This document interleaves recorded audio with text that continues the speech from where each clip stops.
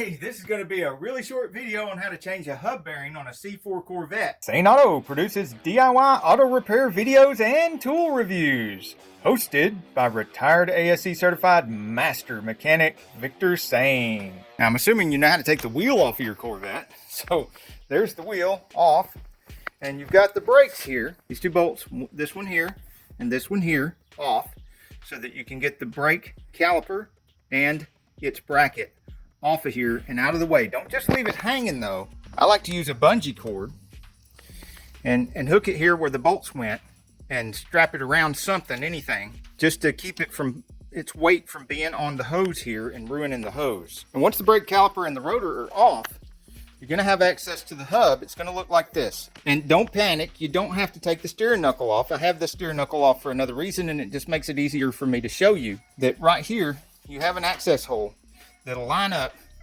with these bolt heads so that you can stick an extension, sneak a socket in here and then stick an extension down there to grab the socket and hold that still while you reach back behind the steering knuckle with the steering knuckle still on the car. Grab that with a wrench and hold that nut while you spin the bolt out the front. Behind there, what you're going to see is this right here. You're going to see the 4 bolts sticking out the back, and the nuts are accessible, like I said, without taking this steering knuckle off. You can reach back there and get to these. You just can't get a camera in there without taking it off. So I have it off for another repair where I can actually get some camera shots of it. Check that out. Isn't that great? Isn't that simple? Now, but don't get tripped up, because when you put your brakes and stuff back on, there's always going to be some trash here. Even though you got a brand new hub and it's nice and clean because it's brand new, there's still going to be some rust or trash right here on the back of your rotor. And you want to clean that up real good. And if you like this one, we got lots of other Corvette repair videos in our Corvette repair playlist.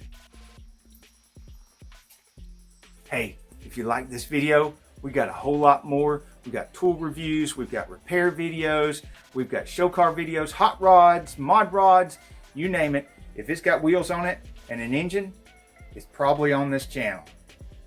So subscribe, like, and binge watch Saneauto. Binge watch Saneauto.